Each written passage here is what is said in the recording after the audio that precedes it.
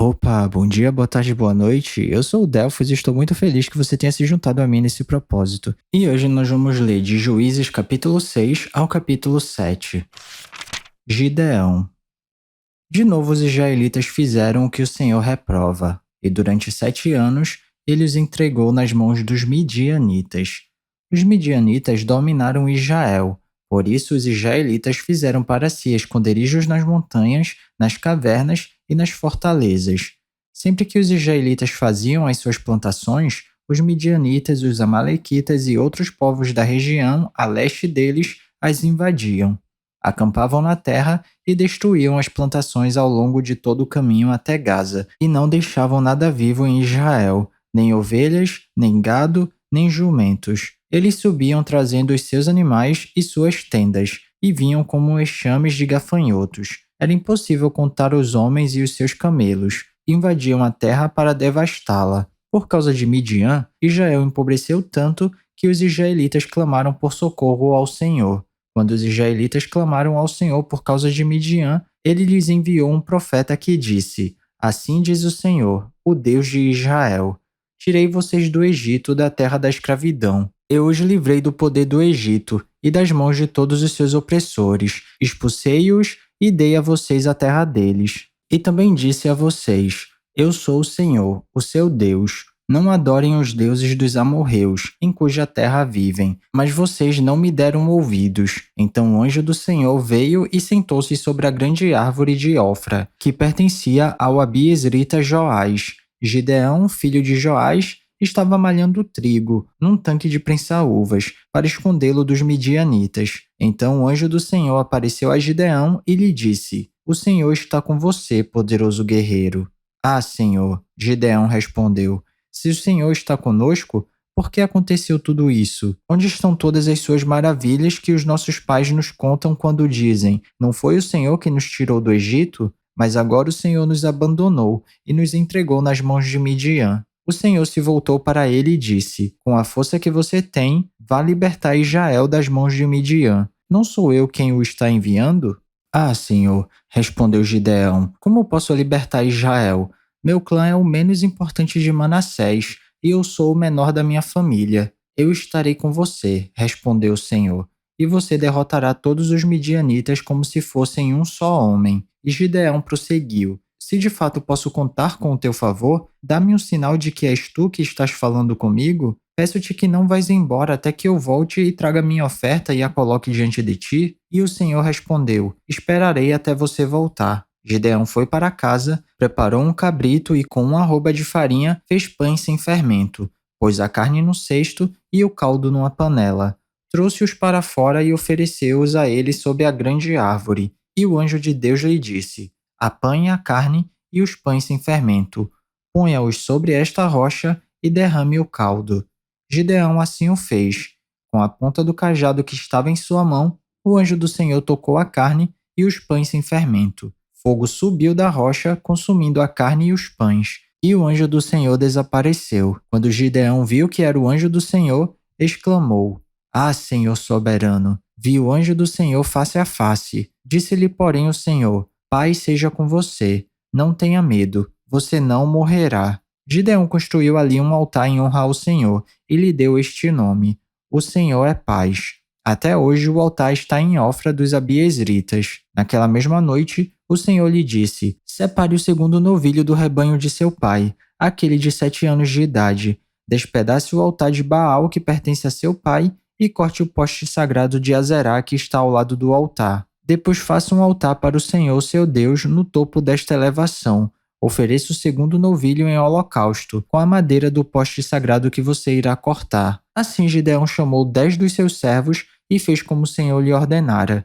Mas com medo da sua família e dos homens da cidade, fez tudo de noite, e não durante o dia. De manhã, quando os homens da cidade se levantaram, lá estava demolido o altar de Baal, com um poste sagrado ao seu lado cortado, e com o segundo novilho sacrificado no altar recém-construído. Perguntaram uns aos outros: Quem fez isso? Depois de investigar, concluíram: Foi Gideão, filho de Joás. Os homens da cidade disseram a Joás: Traga seu filho para fora. ele deve morrer, pois derrubou o altar de Baal e quebrou o poste sagrado que ficava ao seu lado. Joás, porém, respondeu à multidão hostil que o cercava: Vocês vão defender a causa de Baal? Estão tentando salvá-lo? Quem luta por ele será morto pela manhã. Se Baal fosse realmente um deus, poderia defender-se quando derrubaram seu altar. Por isso, naquele dia, chamaram Gideão de Jeru-Baal, dizendo: Que Baal dispute com ele, pois derrubou o seu altar.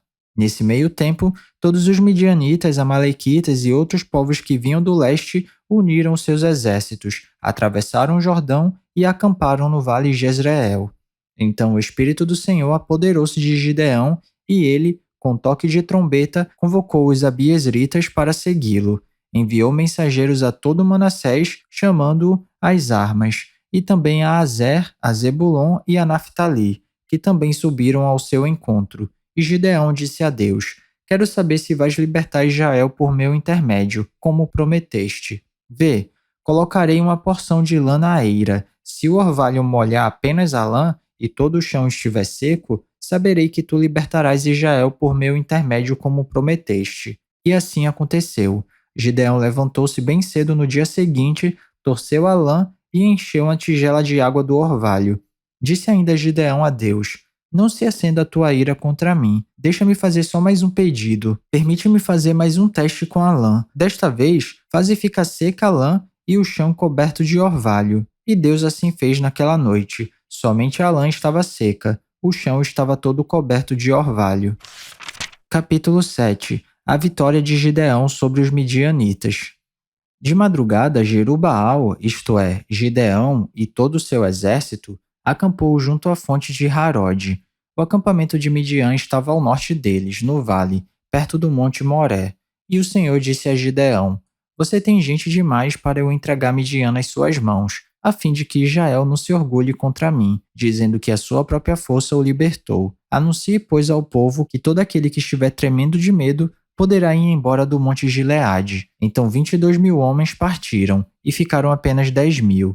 Mas o Senhor tornou a dizer a Gideão: Ainda há gente demais. Desça com eles à beira d'água, e eu separarei os que ficarão com você. Se eu disser, este irá com você, ele irá. Mas se eu disser, este não irá com você, ele não irá. Assim Gideão levou os homens à beira d'água, e o Senhor lhe disse: Separe os que beberem a água lambendo-a como faz o cachorro, daqueles que se ajoelharem para beber. Os números dos que lamberam a água levando-a com as mãos à boca foi de 300 homens. Todos os demais se ajoelharam para beber. O Senhor disse a Gideão: Com os 300 homens que lamberam a água, livrarei vocês e entregarei os midianitas nas suas mãos. Mande para casa todos os outros homens.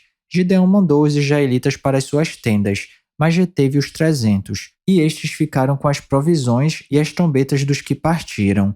O acampamento de Midian ficava abaixo deles no vale. Naquela noite, o Senhor disse a Gideão: Levante-se e desça ao acampamento, pois vou entregá-lo nas suas mãos. Se você está com medo de atacá-los, desça ao acampamento com seu servo Pura, e ouça o que estiverem dizendo. Depois disso, você terá coragem para atacar. Então ele e o seu servo Pura desceram até os postos avançados do acampamento. Os midianitas, os amalequitas e todos os outros povos que viviam do leste haviam se instalado no vale. Eram numerosos como nuvens de gafanhotos. Assim como não se pode contar a areia da praia, também não se podia contar os seus camelos. Gideão chegou bem no momento em que um homem estava contando o seu sonho a um amigo. Tive um sonho, dizia ele. Um pão de cevada vinha rolando dentro do acampamento midianita e atingiu a tenda com tanta força que ela tombou e se desmontou. Seu amigo respondeu: Não pode ser outra coisa senão a espada de Gideão, filho de Joás, o israelita. Deus entregou os midianitas e todo o acampamento nas mãos dele. Quando Gideão ouviu o sonho e a sua interpretação, adorou a Deus, voltou para o acampamento de Israel e gritou: Levantem-se! O Senhor entregou o acampamento midianita nas mãos de vocês. Dividiu os 300 homens em 3 companhias e pôs nas mãos de todos eles trombetas e jarros vazios, com tochas dentro. E ele lhes disse: Observem-me, façam o que eu fizer. Quando eu chegar à extremidade do acampamento, façam o que eu fizer. Quando eu e todos os que estiverem comigo tocarmos as nossas trombetas ao redor do acampamento, toquem as suas e gritem. pelo Senhor e por Gideão. Gideão e os 100 homens que o acompanhavam chegaram aos postos avançados do acampamento pouco depois da meia-noite, assim que foram trocadas as sentinelas. Então tocaram as suas trombetas e quebraram os jarros que tinham nas mãos. As 3 companhias tocaram as trombetas e despedaçaram os jarros. Empunhando as tochas com a mão esquerda e as trombetas com a direita, gritaram: "A espada, pelo Senhor e por Gideão." Cada homem mantinha a sua posição em torno do acampamento, e todos os midianitas fugiam correndo e gritando. Quando as 300 trombetas soaram, o Senhor fez que em todo o acampamento os homens se voltassem uns contra os outros com as suas espadas. Mas muitos fugiram para Bet-Sita, na direção de Zererá, até a fronteira de Abel-Meolá, perto de Tabate. Os israelitas de Naftali, de Azé e de todo Manassés foram convocados e perseguiram os midianitas.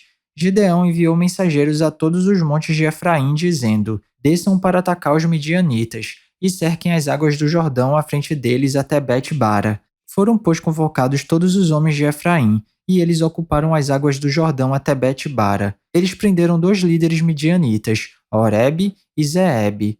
Mataram Oreb na rocha de Oreb, e Zeeb no tanque de prensar uvas de Zeeb. E depois de perseguir os midianitas, trouxeram a cabeça de Oreb e a de Zeeb a Gideão, que estava do outro lado do Jordão.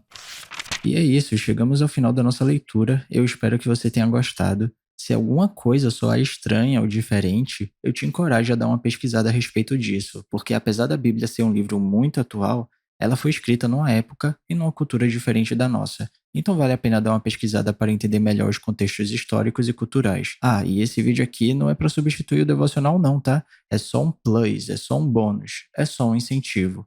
Continue tendo seu tempo especial com Deus, e se alguma palavra tocar seu coração e se você quiser compartilhar comigo aqui nos comentários, fica à vontade que eu vou ficar muito feliz de ler. Não se esquece de ativar as notificações do canal para não perder nenhum vídeo e tamo junto. Cheirinho no coçarão, que Papai do Céu abençoe e até amanhã.